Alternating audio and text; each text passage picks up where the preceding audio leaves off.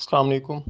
آج ہم بات کریں گے حروف قمری اور حروف شمسی میں کیا فرق ہے۔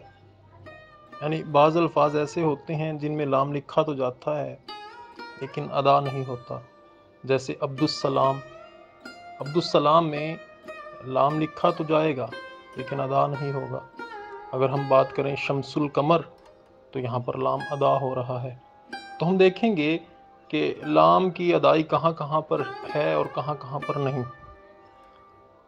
اسما میں لام کی ادائی یا بول کا تعلق خالص عربی زبان سے ہے۔ اردو میں بہت زیادہ ایسے عربی الفاظ یعنی اسما موجود ہیں جن کی ابتدا یا دوسرے حصے کی ابتدا الف لام یعنی ال سے ہوتی ہے۔ مثلا السلام علیکم، الشمس، عبد الباقی، نور الوہاب، عبد الستار وغیرہ۔ اب یہاں پر سوال یہ پیدا ہوتا ہے کہ عبد الستار میں لام کیوں تلفظ سے باہر ہے، یا الشمس میں لام کیوں غیر ملفوظ ہے، اور عبد الباقی میں با تلفظ ہے۔ تو یہاں سوال یہ پیدا ہوتا ہے کہ یہاں پر با تلفظ کیسے اور عبد الستار میں نہیں ہے۔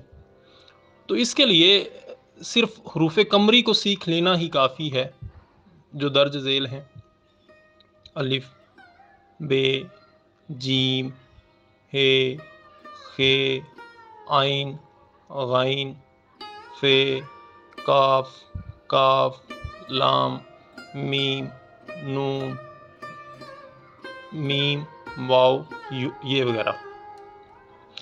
یاد رہے عربی حروف تہجی میں سے ان کے سوا باقی کو حروف شمسی کہتے ہیں۔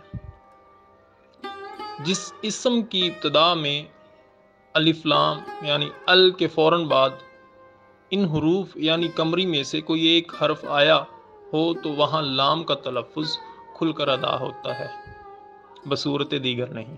جیسے عبد الکبیر، عبد الکبیر میں ال کی آواز ہے۔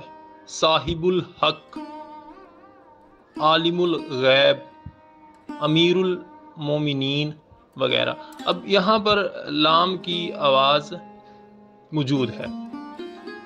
اس کے برعکس اگر ال کے بعد والا حرف شمسی ہو تو پھر لام پڑھا نہیں جاتا اور ما بعد حرف مشدد ہوگا، جیسے عبد السلام، اول الذکر، صاحب النظر، عظیم الشان وغیرہ۔ اب یہاں پر عبد السلام میں لام لکھا تو ہے لیکن آواز نہیں ہے۔ اول الذکر میں الف اور لام دونوں ہیں لیکن آواز نہیں ہے۔